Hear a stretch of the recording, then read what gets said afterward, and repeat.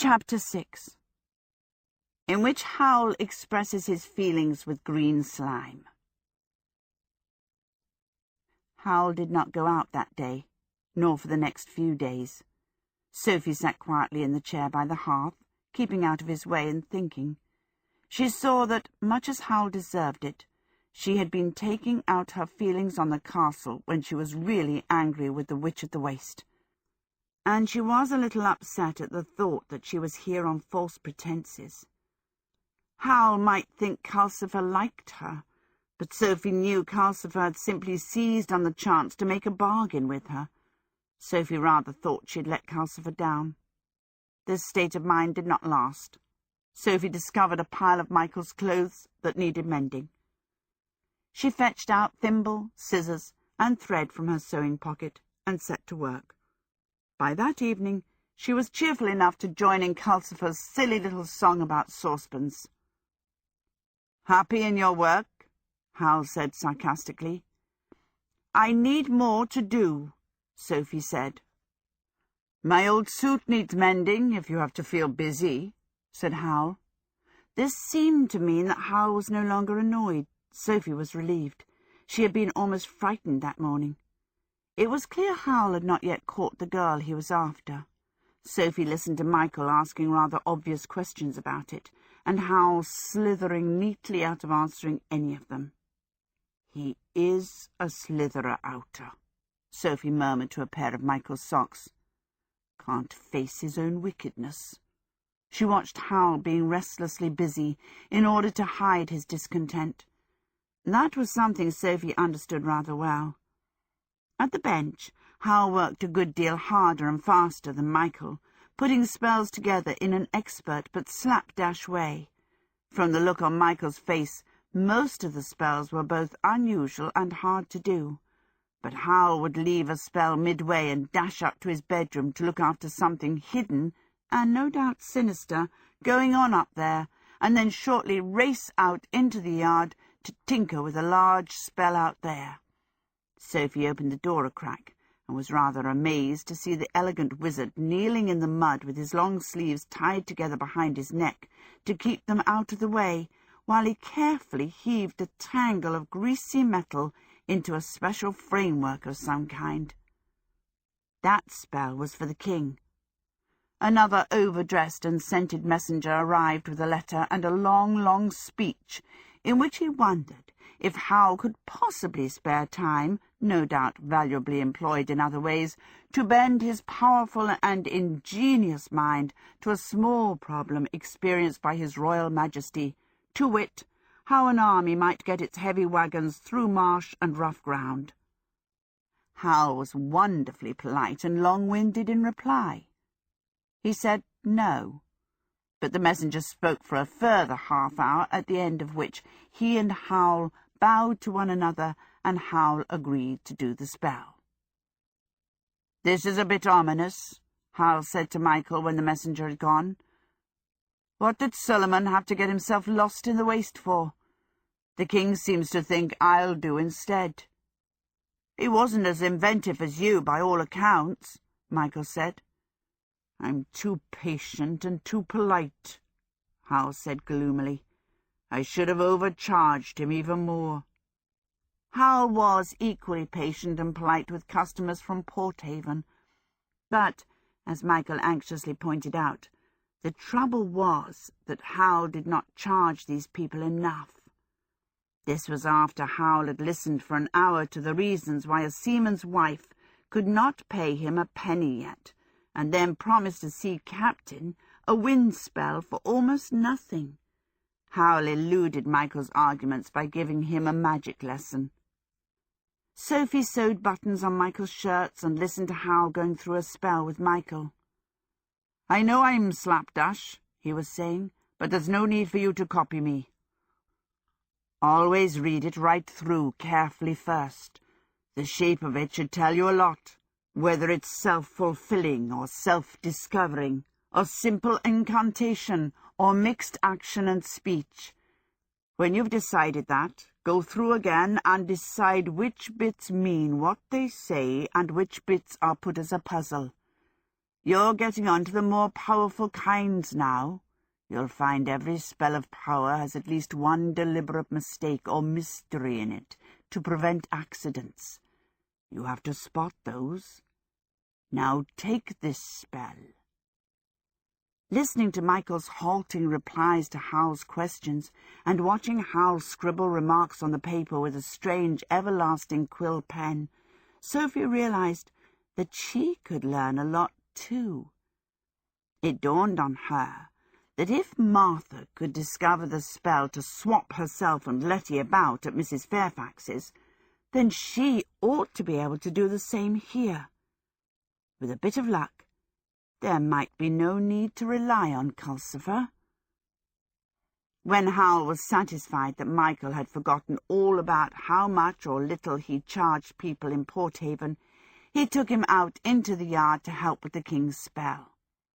Sophie creaked to her feet and hobbled to the bench. The spell was clear enough, but Howl's scrawled remarks defeated her. "I've never seen such writing," she grumbled to the human skull. "Does he use a pen or a poker?" She sorted eagerly through every scrap of paper on the bench and examined the powders and liquids in the crooked jars. "Yes, let's admit it," she told the skull. "I snoop, and I have my proper reward. I can find out how to cure foul pest and abate whooping cough, raise a wind, and remove hairs from the face. If Martha had found this lot, she'd still be at Mrs. Fairfax's." Howl, it seemed to Sophie, went and examined all the things she had moved when he came in from the yard, but that seemed to be only restlessness. He seemed not to know what to do with himself after that. Sophie heard him roving up and down during the night. He was only an hour in the bathroom the next morning. He seemed not to be able to contain himself, while Michael put on his best plum velvet suit ready to go to the palace in Kingsbury, and the two of them wrapped the bulky spell up in golden paper. The spell must have been surprisingly light for its size. Michael could carry it on his own easily with both his arms wrapped round it. Howl turned the knob over the door, read down for him, and sent him out into the street among the painted houses. "They're expecting it," Howl said. "You should only have to wait most of the morning. Tell them a child could work it. Show them. And when you come back, I'll have a spell of power for you to get to work on. So long." He shut the door and roved round the room again. "My feet itch," he said suddenly. "I'm going for a walk on the hills. Tell Michael the spell I promised him is on the bench. And here's for you to keep busy with." Sophie found a grey and scarlet suit, as fancy as the blue and silver one, dropped into her lap from nowhere. Howl, meanwhile, picked up his guitar from its corner, turned the doorknob green down, and stepped out among the scudding heather above Market Chipping. "His feet itch," grumbled Calcifer. There was a fog down in Porthaven. Calcifer was low among his logs, moving uneasily this way and that to avoid drips in the chimney. "How does he think I feel, stuck in a damp grate like this?" "Then you'll have to give me a hint at least about how to break your contract," Sophie said, shaking out the grey and scarlet suit. "Goodness, you're a fine suit, even if you are a bit worn. Built to pull in the girls, aren't you?" "I have given you a hint," Calcifer fizzed. "Then you'll have to give it me again. I didn't catch it," Sophie said, as she laid the suit down and hobbled to the door. "If I give you a hint and tell you it's a hint, it will be information, and I'm not allowed to give that," Calcifer said. "Where are you going?" "To do something I didn't dare do until they were both out," Sophie said. She twisted the square knob over the door until the black blob pointed downward. Then she opened the door. There was nothing outside. It was neither black, nor grey, nor white. It was not thick or transparent. It did not move. It had no smell and no feel. When Sophie put a very cautious finger out into it, it was neither hot nor cold. it felt of nothing. It seemed utterly and completely nothing. "What is this?" she asked Calcifer. Calcifer was as interested as Sophie. His blue face was leading right out of the grate to see the door. He had forgotten the fog. "I don't know," he whispered. "I only maintain it. All I know is that it's on the side of the castle that no one can walk around. It feels quite far away." "It feels beyond the moon," said Sophie. She shut the door and turned the knob green downward. She hesitated a minute, and then started to hobble to the stairs. "He's locked it," said Calcifer. "He told me to tell you if you tried to snoop again." "Oh," said Sophie. "What has he got up there?" "I've no idea," said Calcifer. "I don't know anything about upstairs. If you only knew how frustrating it is. I can't even really see outside the castle, only enough to see what direction I'm going in." Sophie, feeling equally frustrated, sat down and began mending the grey and scarlet suit. Michael came in quite soon after that. "The king saw me at once," he said. He looked round the room. His eyes went to the empty corner where the guitar usually stood. "Oh, no," he said. "Not the lady friend again. I thought she'd fallen in love with him, and it was all over days ago. What's keeping her?" Calcifer fizzed wickedly. "You got the signs wrong. Heartless Howl is finding this lady rather tough. He decided to leave her alone a few days to see if that would help, that's all." "Bother," said Michael. "That's bound to mean trouble. And here was I hoping Howl was almost sensible again." Sophie banged the suit down on her knees. "Really," she said, "how can you both talk like that about such utter wickedness? At least I suppose I can't blame Calcifer, since he's an evil demon, but you, Michael—" "I don't think I'm evil," Calcifer protested. "But I'm not calm about it, if that's what you think," Michael said. "If you knew the trouble we've had because Howl will keep falling in love like this. We've had lawsuits and suitors with swords and mothers with rolling pins and fathers and uncles with cudgels and aunts. Aunts are terrible. They go for you with hat-pins. But the worst is when the girl herself finds out where Howl lives and turns up at the door crying and miserable. Howl goes out through the back door, and Calcifer and I have to deal with them all." "I hate the unhappy ones," Calcifer said. "They drip on me. I'd rather have them angry."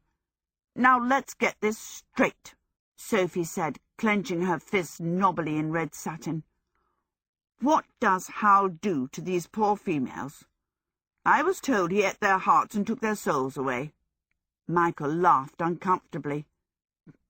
"Then you must come from Market Chipping. Howl sent me down there to blacken his name when we first set up the castle. I said that sort of thing. It's what aunts usually say. It's only true in a manner of speaking." "Howl's very fickle," said Calcifer. "He's only interested until a girl falls in love with him. Then he can't be bothered with her." "But he can't rest until he's made her love him," Michael said eagerly. "You can't get any sense out of him until he has. I always look forward to the time when the girl falls for him. Things get better then." "Until they track him down," said Calcifer. "You'd think he'd have the sense to give them a false name," Sophie said scornfully. The scorn was to hide the fact that she was feeling somewhat foolish. "Oh, he always does," Michael said. "He loves giving false names and posing as things. He does it even when he's not courting girls. Haven't you noticed that he's Sorcerer Jenkin in Porthaven and Wizard Pendragon in Kingsbury, as well as Horrible Howl in the castle?" Sophie had not noticed, which made her feel more foolish still, and feeling foolish made her angry. "Well, I still think it's wicked. "Going round making poor girls unhappy," she said. "It's heartless and pointless." "He's made that way," said Calcifer. Michael pulled a three-legged stool up to the fire and sat on it, while Sophie sewed, telling her of Howl's conquests and some of the trouble that had happened afterward. Sophie muttered at the fine suit. She still felt very foolish. "So, you ate hearts, did you, Suit? Why do aunts put things so oddly when they talk about their nieces? Probably fancied you themselves, my good Suit. How would you feel with a raging aunt after you, eh?" As Michael told her the story of the particular aunt he had in mind, it occurred to Sophie that it was probably just as well the rumours of Howl had come to market chipping in those words. She could imagine a strong-minded girl like Letty otherwise getting very interested in Howl and ending up very unhappy. Michael had just suggested lunch, and Calcifer, as usual, had groaned, when Howl flung the door open and came in, more discontented than ever. "Something to eat?" said Sophie. "No," said Howl. "Hot water in the bathroom, Calcifer." He stood moodily in the bathroom door a moment. "Sophie, have you tidied the shelf of spells in here by any chance?" Sophie felt more foolish than ever. Nothing would have possessed her to admit that she had gone through all those packets and jars looking for pieces of girl. "I haven't touched a thing," she replied virtuously, as she went to get the frying pan. "I hope you didn't," Michael said uneasily as the bathroom door slammed. Rinsings and gushings came from the bathroom while Sophie fried lunch. "He's using a lot of hot water," Calcifer said from under the pan. "I think he's tinting his hair. I hope you left the hair spells alone. For a plain man with mud-coloured hair, he's terribly vain about his looks." "Oh, shut up," snapped Sophie. "I put everything back just where I found it." She was so cross that she emptied the pan of eggs and bacon over Calcifer. Calcifer, of course, ate them with enormous enthusiasm and much flaring and gobbling. Sophie fried more over the spitting flames. She and Michael ate them. They were clearing away, and Calcifer was running his blue tongue round his purple lips, when the bathroom door crashed open and Howl shot out, wailing with despair. "Look at this!" he shouted. "Look at it! What has that one-woman force of chaos done to these spells?" Sophie and Michael whirled round and looked at Howl. His hair was wet, but apart from that, neither of them could see that it looked any different. "If you mean me," Sophie began. "I do mean you. Look!" Howl shrieked. He sat down with a thump on the three-legged stool and jabbed at his wet head with his finger. "Look! Survey! Inspect! My hair is ruined. I look like a pan of bacon and eggs." Michael and Sophie bent nervously over Howl's head. It seemed the usual flaxen colour right to the roots. The only difference might have been a slight, very slight, trace of red. Sophie found that agreeable. It reminded her a little of the colour her own hair should have been. "I think it's very nice," she said. "Nice!" screamed Howl. "You would. You did it on purpose. You couldn't rest until you made me miserable too. Look at it. It's ginger. I shall have to hide until it's grown out." He spread his arms out passionately. "Despair!" he yelled. "Anguish! Horror!" The room turned dim. Huge, cloudy, human-looking shapes bellied up in all four corners and advanced on Sophie and Michael, howling as they came. The howls began as moaning horror, and went up to despairing brays, and then up again to screams of pain and terror. Sophie pressed her hands to her ears, but the screams pressed through her hands louder and louder still, more horrible every second.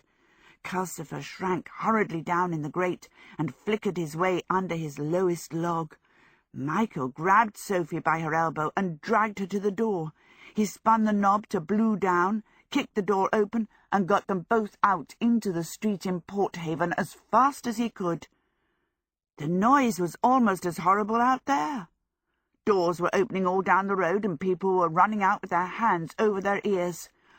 "Ought we to leave him alone in that state?" Sophie quavered. "Yes," said Michael. "If he thinks it's your fault, then definitely." They hurried through the town, pursued by throbbing screams. Quite a crowd came with them. In spite of the fact that the fog had now become a seeping sea drizzle, everyone made for the harbour or the sands, where the noise seemed easier to bear.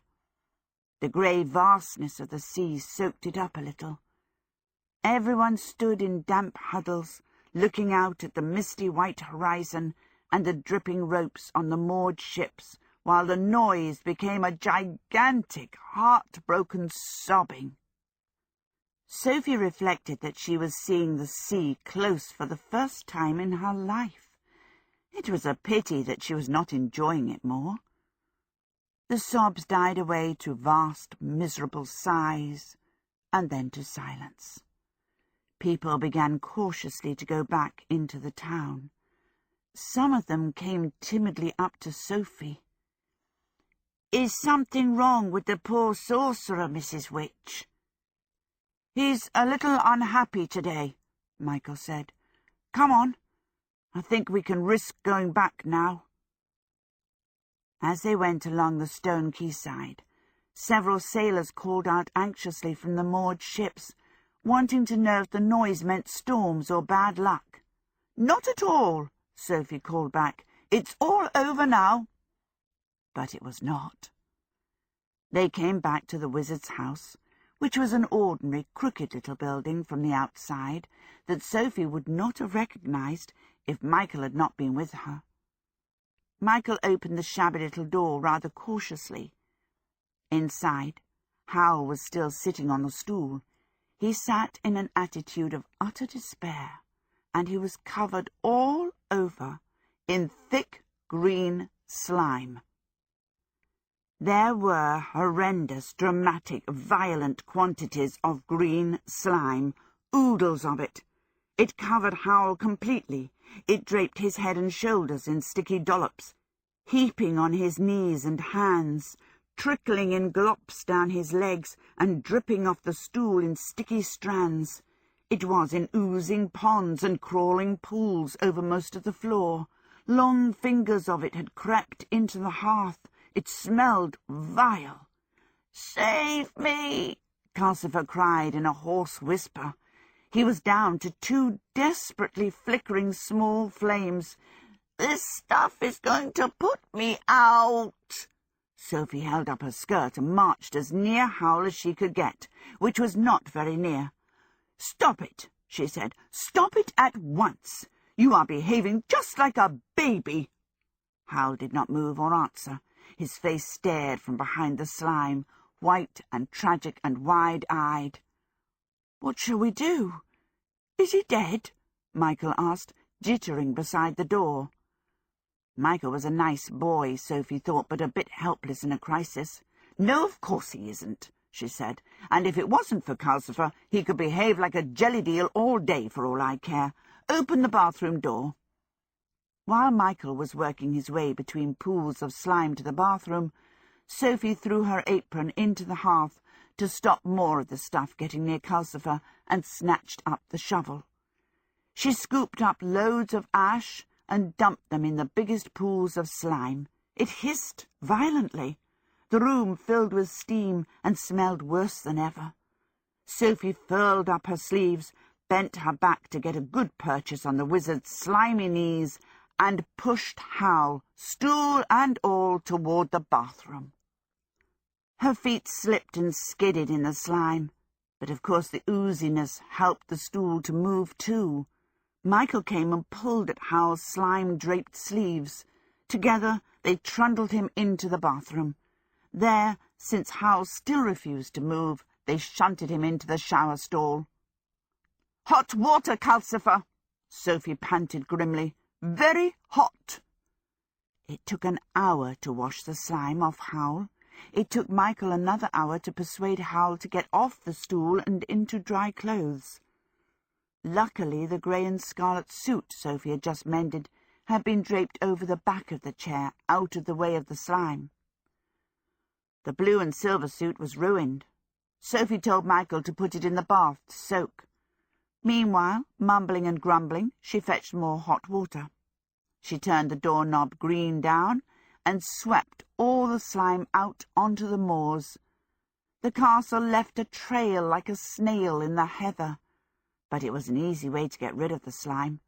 There were some advantages to living in a moving castle, Sophie thought as she washed the floor. She wondered if Howl's noises had been coming from the castle too, in which case she pitied the folk of Market Chipping. By this time Sophie was tired and cross. She knew the green slime was Howl's revenge on her, and she was not at all prepared to be sympathetic when Michael finally led Howl forth from the bathroom clothed in grey and scarlet, and sat him tenderly in the chair by the hearth. "That was plain stupid," Calcifer sputtered.